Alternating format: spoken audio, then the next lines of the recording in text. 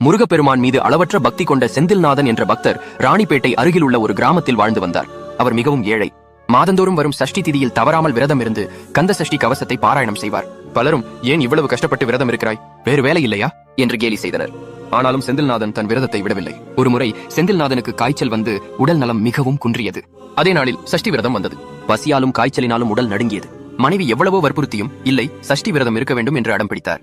அன்று இரவு அவருக்கு கனவில் ஒரு சிறுவன் வந்து, நான் உனக்கு கஞ்சி காய்ச்சி வைத்திருக்கிறேன், குடி என்று கொடுத்துவிட்டு மறைந்தான்.